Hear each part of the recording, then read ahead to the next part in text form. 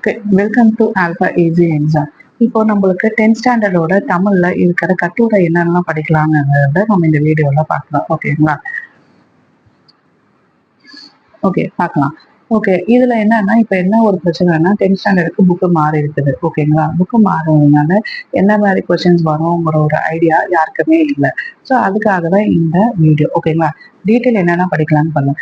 நாட்டு வளம்னு நாட்டு வளம் வந்து இயல் 1ல இருக்கிற டீடைல். இது எல்லாமே 8 மார்க்ஸ்க்கான கொஸ்டின்ஸ். ஓகேங்களா? 8 மார்க்ஸ்ல நீங்க லாஸ்ட் செக்ஷன்ல அட்டன் பண்ற 8 மார்க்ஸ்க்கான கொஸ்டின்ஸ் தான் இது. ஓகேங்களா? ஸோ அதனால நாட்டு வளம் இயல் 1ல இருக்கிறது அதை படிச்சுக்கோங்க. கலைஞர் இயல் 5. ஓகே. சான்றோர் வளர்த்த தமிழ் இயல் 3. பாய்ச்சல் இயல் 5. மொழிபெயர்ப்பு நீங்க ஓனா டிரான்ஸ்லேஷன். இதில் வந்து ஓன் கட்டுரை. ஓகேங்களா? அதாவது கொஸ்டின் நம்பர் லாஸ்ட் கொஸ்டின் டீட்டெயில லாஸ்ட் கொஸ்டினுக்கு ஆனது இது. அறிஞர் அரசியல் தலைவர்கள். இந்த அரசியல் தலைவர்களுக்கும் நீங்க கலைஞரோட ஆன்சரை நீங்க எழுதிக்கலாம். ஓகேங்களா? அன்னமையா பிரிம்பம். அன்னமையா வந்து இயல் 3ல இருக்கு. பிரிம்பம் இயல் 2ல இருக்கு. சங்ககால தமிழர்கள் இயல் 2ல இருக்கு. ஓகேங்களா? நூலின் அமைப்பு இதுவும் ஓன் கொஸ்டின்ஸ்ல தான் வரும். அந்த தேர்ட் டீட்டெயில இயல் 4. கலை திருவிழா இயல் 5. புயலிலே ஒரு தோணி இயல் 1. சுற்றுச்சூழல். ஓகேங்களா?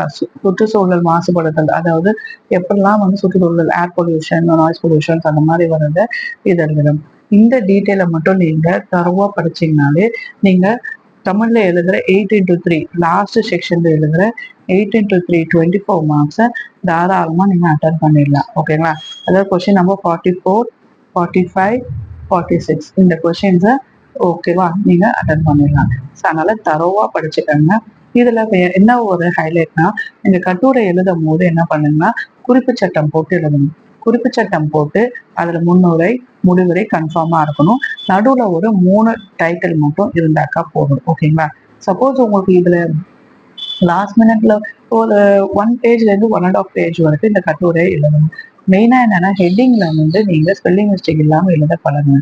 சப்போஸ் இல்ல எனக்கு ஏதோ ஒன்று அட்டன் பண்ணா போதும், எனக்கு ஷார்ட் நோட்ஸா கொடுங்க அப்படிங்கிறவங்க எனக்கு கமெண்ட் செக்ஷன்ல கமெண்ட் பண்ணுங்க. நான் உங்களுக்கு அதுக்கான நோட்ஸையும் வீடியோவா நான் போடுறேன். ஓகேங்களா? எல்லாரும் லாஸ்ட் மினிட் ப்ரிப்பரேஷன்ல இருக்கிறதுனால தான் உங்களுக்காக இந்த வீடியோவை நான் ப்ரிப்பேர் பண்ணி அனுப்பிச்சிட்டு இருக்கேன். So all the best for exam. வேற எந்த மாதிரி வீடியோஸ் உங்களுக்கு வேணும் அப்படிங்கிறதையும் நீங்க கமெண்ட் செக்ஷன் தமிழ்ல உங்களுக்கு எந்த மாதிரி வீடியோஸ் வேணுங்கிறதையும் நான் உங்களுக்கு நீங்க கமெண்ட் செக்ஷன்ல போட்டீங்கன்னா நான் அந்த மாதிரி வீடியோஸை நான் உங்களுக்கு போடுறேன். அடுத்த வீடியோல நான் உங்களுக்கு வந்து எப்படி உங்களுக்கு ஸ்பெல்லிங் மிஸ்டேக் இல்லாம எப்படியெல்லாம் நீங்க ஸ்கோர் பண்ணலாங்கிற ஐடியாவும் நான் உங்களுக்கு ஒரு வீடியோவும் நான் போடுறேன். ஓகேங்களா? ஓகே. இது வரைக்கும் சப்ஸ்கிரைப் பண்ணாதவங்க சப்ஸ்கிரைப் பண்ணுங்க. யாராச்சும் ஆன்லைன் கிளாஸஸும் எடுக்கணும். ஸோ அதுக்கான ஒரு கான்டாக்ட் லிங்க்கையும் நாங்கள் இதில் கொடுத்துருக்கோம். அது வேணும்னா நீங்கள் என்னை கான்டாக்ட் பண்ணுங்க. All the best for exam. Do well. ஓகேங்களா? ஏதாச்சும் உங்களுக்கு டவுட்ஸ்னா உங்களுக்கு கமெண்ட் செக்ஷனில் போடுங்க, நான் உங்களுக்கு ரிப்ளை பண்ணுறேன்.